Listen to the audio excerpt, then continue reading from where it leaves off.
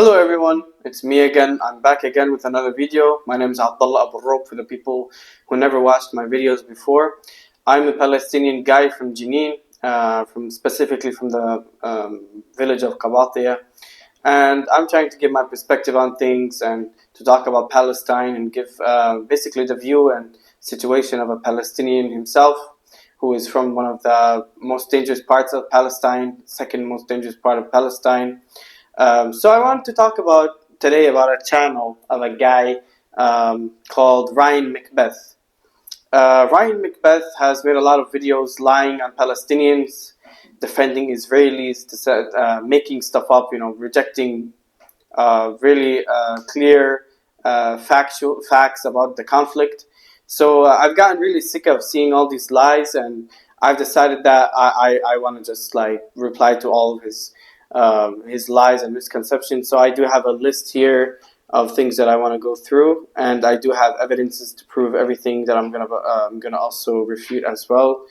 So first things first, we're gonna go through a video here about white phosphorus. So as you guys can see on the screen recording, it says the name of the video is White Phosphorus, Gaza, and Deceptive Image Persuasion.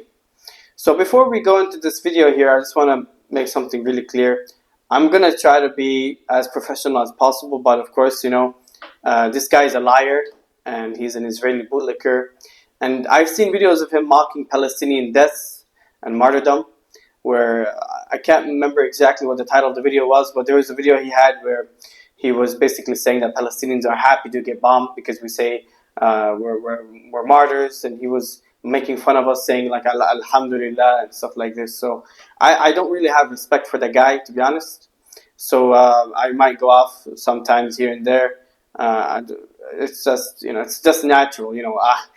At the end of the day, I'm gonna be pissed off about things because he's literally making fun of Palestinian deaths, and he is downplaying our genocide, what we're going through. So it is white phosphorus, Gaza, and deceptive imagery again. So let's go ahead and watch the video and see what this guy has to say. Let me go ahead and turn on my speaker so I can hear as well in real time. JBL, it's connected.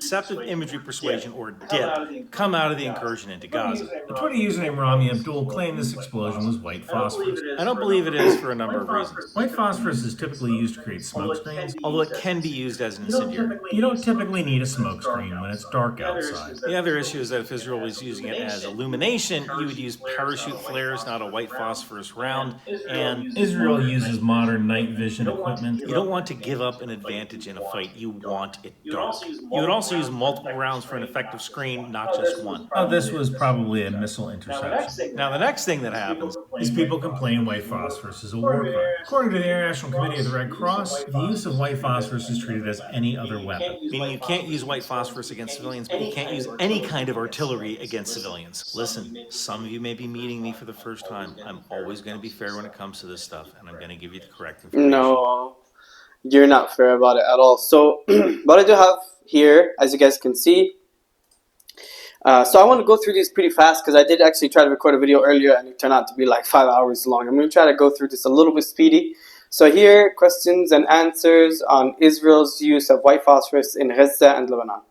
Let me make sure that I framed the video good. Alright, so Human Rights Watch has determined, based on verified video and witness accounts, that Israeli forces have used white phosphorus in military operations in Lebanon and Gaza on October 10 and 11, 2023 respectively.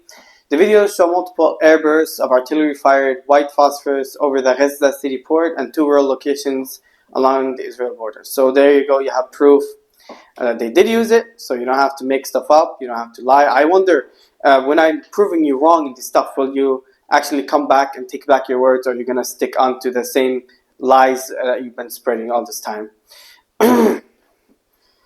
Alright, so now to go through to my next on the list here. Right, let me frame screen capture for you guys.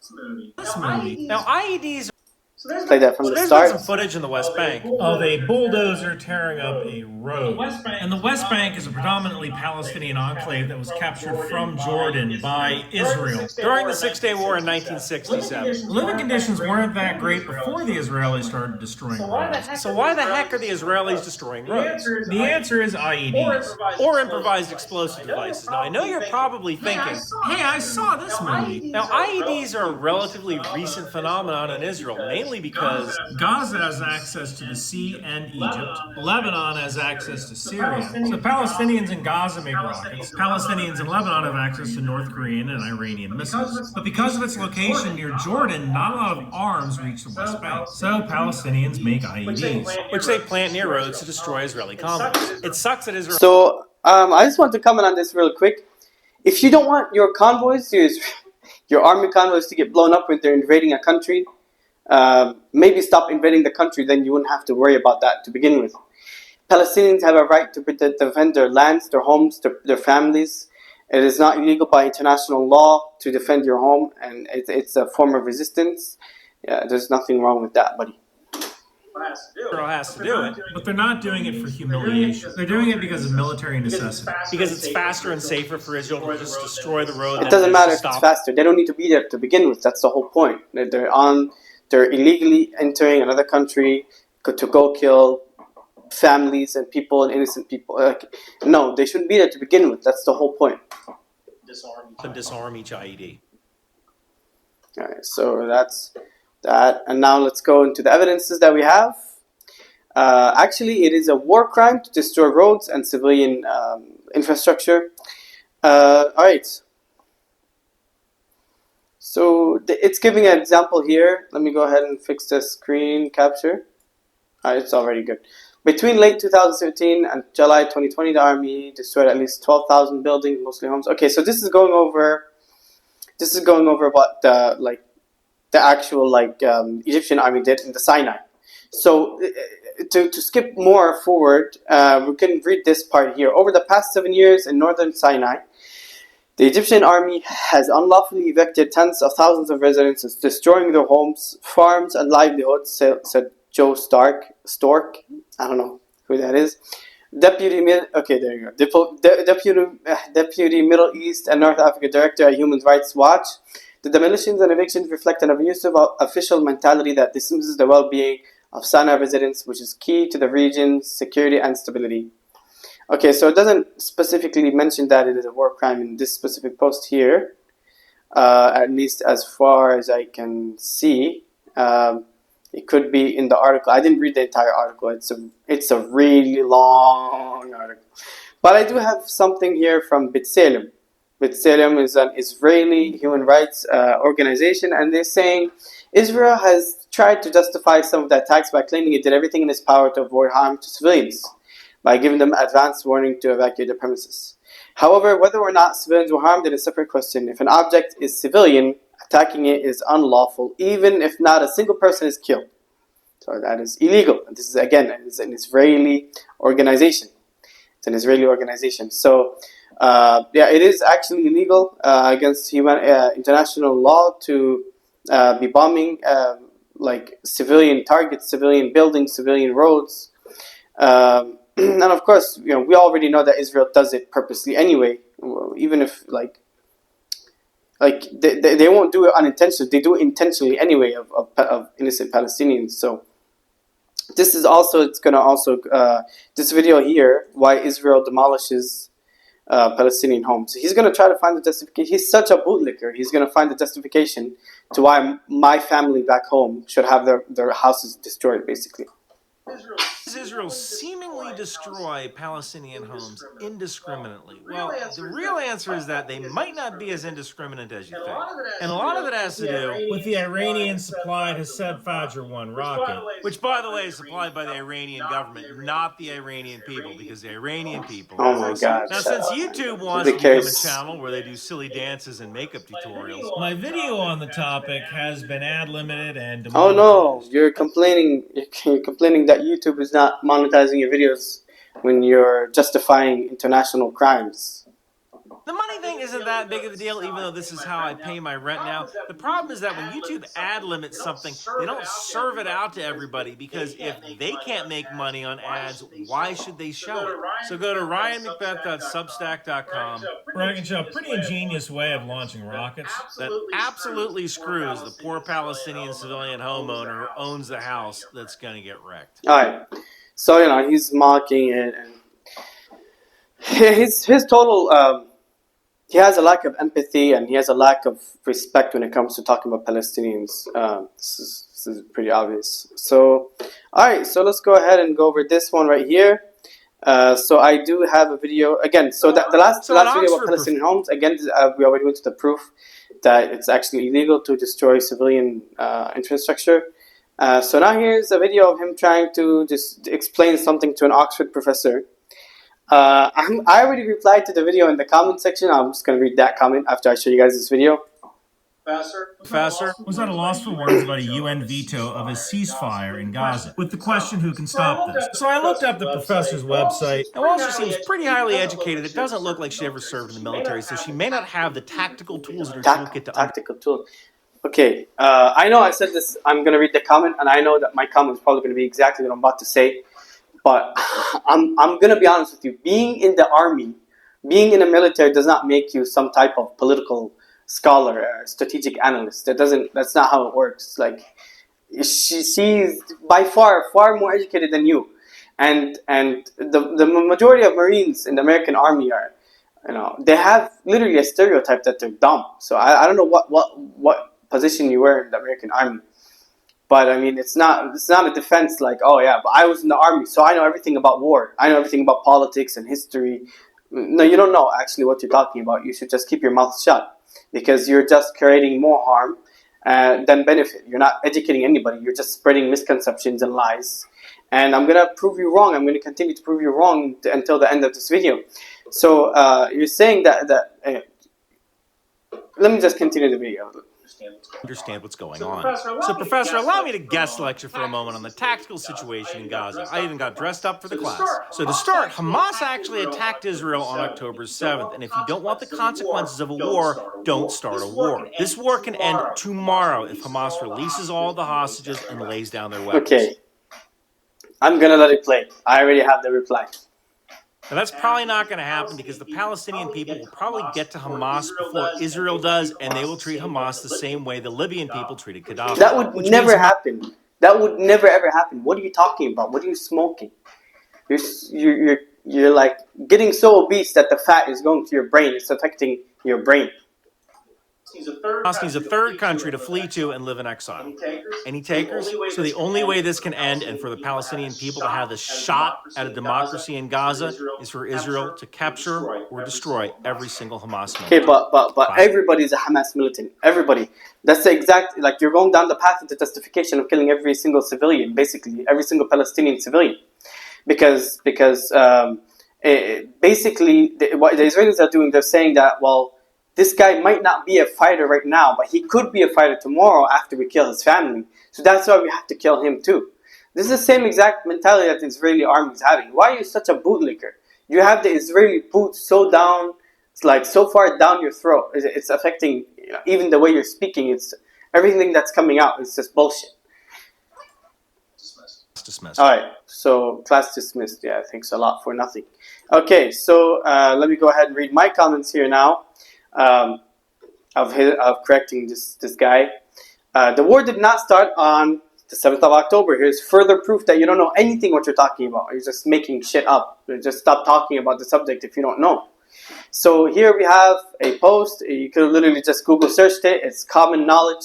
Even the Israelis know about the Nakba, but you don't because you're stupid.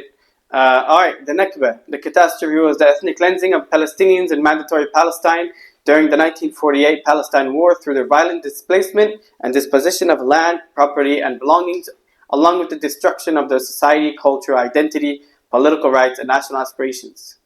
The term is also used to describe the ongoing persecution and displacement of Palestinians by Israel as a whole. It covers the shattering of Palestinian society and the long-running rejection of the right of return of Palestinian refugees and their descendants. Dozens of massacres happened in the Nakba. Over 500 Arab majority towns and villages were depopulated, and around 750,000 people were expelled from their homes or made to flee by Zionist paramilitary. So, I mean, of course, here it's called Zionist paramilitary. In reality, they were just terrorists. That's what they were. They were far worse than Hamas. They were more akin to ISIS. It was far more similar to ISIS than Hamas. And these people, the Haganah and the Irgun and the Lehi, these people became the IDF later on. So you can understand the mentality the IDF has from their terrorist forefathers. So that's the first thing. Second thing, being in the military does not make you knowledgeable on politics. It should be a no-brainer. But of course, I don't think you understand the simple logic. Hamas was democratically elected as well. So what are you talking about, Hamas? People of Gaza are going to go and attack Hamas. Like, what are you talking about? They literally elected them. They literally voted for Hamas. And that's also another justification Israel finds, is that, oh, well, all the people of Gaza, they voted for Hamas. Hamas won, so we have to kill all the people of Gaza, because all the people of Gaza are Hamas supporters. So that's also like the same path that you're going down. Like, you're gonna start justifying killing babies very soon. I'm telling you, by this kind of morality, this lack of morality that you have. The West Bank is not run by Hamas. Hold on, I'm reading my comment. The West Bank, who is not run by Hamas, has had hundreds of deaths despite Hamas existing there. Also, Israel has said if all of the captives were freed, they would not stop bombing Gaza. Yes, there's proof of that. It's like you can just look it up. It doesn't even require research. This was even in Western news that they reported that Israel will not release. They will not stop bombing Gaza even if Hamas released all the hostages, because believe it or not, Israel is trying to wipe out the Palestinians. Why would they stop? Like, they have a great justification now. So why not just continue? Why not just continue killing all the Palestinians? That's what they want. They want the whole land. They want our land. These European Zionists have nothing to do with the land. They want to take our land. And you having a last name such as Macbeth, it's telling you that you're either Scottish or Irish in lineage. Your ancestors probably came to the United States to escape the brutal colonization and ethnic cleansing of the English people on probably your ancestors' lands. And you're coming here and just kissing the boots of the Israelis. You should have shame. I've lost all respect for you. You don't deserve any respect. Okay, and also just so you know, there's also over 5,000 Palestinian hostages being held by Israel, hundreds of them being children. So let's go over this really fast. And this is by Human Rights Watch. The majority have never been convicted of a crime, including more than 2,000 of them being held in administrative detention, in which the Israeli army detains a person without charge or trial. Such detention can be renewed indefinitely based on secret information, which the detainee is allowed to see. Administrative detainees are held on the presumption that they might commit an offense at some point in the future. Israeli authorities have held children, human rights defenders, and Palestinian political activists, among others. So yeah, you're talking about Hamas hostage situation. Like, we've been hostages for a long time. Nobody cares. Why don't you make a video about that and talk about all the Palestinians, about the hundreds of Palestinian children that are in Israeli prisons, instead of just making stuff up and lying, acting like you know what you're talking about. You don't know anything. You should either speak. At this point, when I'm going to explain who you are, as far as I've seen, you're either going to be somebody who's ignorant and doesn't know what you're talking about. You've not researched, so you should keep your mouth shut. Or you are someone who knows what's going on and purposely lies because you want to keep licking the boots of the Israelis. Alright, so now we're going to go over, did Israelis target patients in a West Bank hospital? Take out 3 young men who were injured. Israel does have units made up of Arab Jews who infiltrate terrorist organizations. Netflix has a show called Faldo that covers this topic. Although, Duran wasn't involved because the mission was successful. Now, it seems like a Twitter user named Mara Fatafta first posted this. She describes herself as a Palestinian feminist made in Saudi. Much respect. That's got to be a tough sell. That's like the 2 things the Saudis don't like. Now, she says this is insane, but she's not telling the whole truth here. The 3 men as opposed to you telling what? The whole lie? I don't understand it. Targeted here are fighters from the Jenin Jenin brigades. So, okay, Jenin Brigades is a brigade to protect Jenin. They've never invaded Israel. Israel invades Jenin on a weekly basis, not even on a weekly basis. Sometimes it happens every few days. It's not illegal to resist against a foreign occupier. It's not illegal. Get that through your thick skull. I don't care what kind of weird excuse or justification you're going to find for these people to be killed. And I'm going to go ahead and find some proofs now that will show that it's actually illegal to kill a person in a hospital, even if they're your enemy. So here we have, on January 29, around 10 armed members of the Israeli security agency Shin Bet and Israeli police reportedly entered the hospital disguised as doctors, nurses, and female civilians. They were captured on CCTV bringing a wheelchair and a doll and a baby carrier into the hospital. After entering a rehabilitation ward, Israeli forces shot dead Basil Ayman al-Ghazawi, and a patient being treated for serious injuries from an Israeli airstrike 3 months ago. His brother Muhammad Ayman al-Ghazawi and another visitor Muhammad Wali Jalamna. Israel claims all three were involved in terrorism by Palestinian armed groups. Again, it's defending their country. They're defending their land. How would you like it if somebody came to your house and tried to defend your home, and they're calling you terrorists for defending your home? Regardless, Israel is always required to respect international human rights law and international humanitarian law, the experts said, because this goes against international law. In addition, under international humanitarian law, killing a defenseless, injured patient who is being treated in a hospital amounts to a war crime, the expert said, referring to Basil Ayman al-Ghazawi. And I'd like to also add something else here for this Macbeth guy. My cousin was killed during this, and he was a doctor. He was not some brigade fighter. He was Shamikh Abu Rob. His name was Shamikh Abu Rob. I'm going to put his picture up there. I have had so much family of mine being killed in Jenin. I've had so much family of mine, and then you're coming here finding any kind of justification that you can make for the Israelis. It's like you're kind of working for them as a prostitute, but you're not being paid. So you have no shame, you have no honor. So this is Shamikh Abu Rob, my cousin who was killed.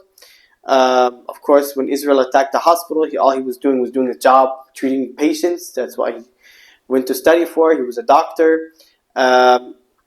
It's very unfortunate we lost our cousin in such a way. But of course, this is just one proof of many proofs of Israel's crimes against the Palestinian people. So finally, I'm going to end on this because I do remember seeing a video of his I cannot find. Israel admits strike an ambulance near hospital that witnesses killed and wounded dozens. Because he was saying before that, well, Israel, the bomb in the ambulance is only this big. And I'm gonna tell you, like, it's looking this big compared to you, maybe, but it was literally airstriked by the Israelis. Literally airstrike by the Israelis. It happens on a constant, like, a regular basis, and this is being reported by CNN. It's not being reported by Hamas.com. It's literally a Western news organization. They're not pro-Palestinian. No matter how much you try to stretch it, they're not pro-Palestinian. At least 15 people were killed and 50 others wounded. An IDF aircraft, this is a statement from the IDF, an IDF aircraft struck an ambulance that was identified by forces as being used by Hamas terrorists on close proximity. So everything is Hamas. Everything is Hamas. If you're Palestinian, everything is Hamas. Like, no matter what. It's so ridiculous. And then we have people who lack the brain cells like you, who are coming and just believing that stuff. I mean, like, yeah, it's true. What do you mean? They're literally admitting that they're attacking. And then when they're attacking, they're like, okay, actually, it was justified. That's what they do every time. Every time they break international law, they say, no, we didn't do that. And then a day later, they say, actually, we did, but it was some excuse. And then everybody just forgets about it. That's exactly what happens all the time. Why don't you ever report that? Why don't you ever report that instead of just lying against the Palestinian people? So that's this guy is just a walking ball of disappointment. He's literally a ball, and he's just full of disappointment. And I'm gonna go ahead and tell you something as well. This is like some personal advice from me to you. If you're recording all your videos like this, right? You're recording all of your videos like this. Believe it or not, we can still see that you're obese. Okay, you're just you don't look any skinnier when you do this. You just look ridiculous. Just put the camera in a regular place. Okay, if you're fat, fine. At least own up to it. At least own that you're fat and you're obese. Okay, you're obese, special forces guy, whatever, talking about politics that you don't even understand. Anyway, guys, that's all I have for today. Thank you very much for watching. And again, my name is Abdullah Abu Rob. If you enjoyed the video, please like, share, and subscribe.